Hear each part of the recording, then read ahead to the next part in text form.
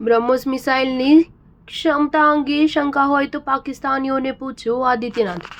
Operation સિંદૂર દરમિયાન બ્રહ્મોસ મિસાઇલના પરાક્રમની ઝલક જોવા મળી હતી અને જો આ પૂરતું નથી તો તેની તાકાત વિશે પાકિસ્તાનીઓને પૂછવું જોઈએ તેમ ઉત્તર પ્રદેશના મુખ્યપ્રધાન યોગી આદિત્યનાથે જણાવ્યું હતું। તેમણે વધુમાં જણાવ્યું હતું કે આતંકવાદને કચડવાનો સમય આવી ગયો છે અને આ માટે સમગ્ર દેશને વડાપ્રધાન નરેન્દ્ર મોદીના નેતૃત્વમાં એકજૂટ થવું પડશે।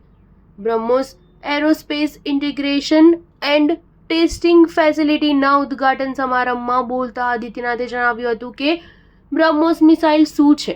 તમે લોકોએ ઓપરેશન સિંદૂર હેઠળ તેના પરાક્રમની ઝલક જોઈ હશે। જો ઝલક ન જોઈ હોય તો પાકિસ્તાનીઓને પૂછી લેવું જોઈએ કે બ્રહ્મોસ મિસાઇલની તાકાત શું છે। સંરક્ષણ પ્રધાન રાજનાથસિંહે BrahMos aerospace integration and testing ફેસિલિટીનું વર્ચ્યુઅલ ઉદ્ઘાટન કર્યું હતું। લખનૌના આધુનિક યુનિટમાં હવે બ્રહ્મોસ મિસાઇલની વર્તમાન આવૃત્તિની સાથે આગામી પેઢીની હલકી બ્રહ્મોસ એનજી મિસાઇલો પણ તૈયાર કરવામાં આવશે। આ મિસાઇલો જમીન, સમુદ્ર અને હવા ત્રણેય મોરચે શત્રુ પર ત્રાટકવા સક્ષમ છે। આ યુનિટ દર વર્ષે 80 થી 100 બ્રહ્મોસ મિસાઇલ બનાવશે અને ભવિષ્યમાં 100 થી 150 એનજી વર્ઝન સુધી ઉત્પાદન કરશે।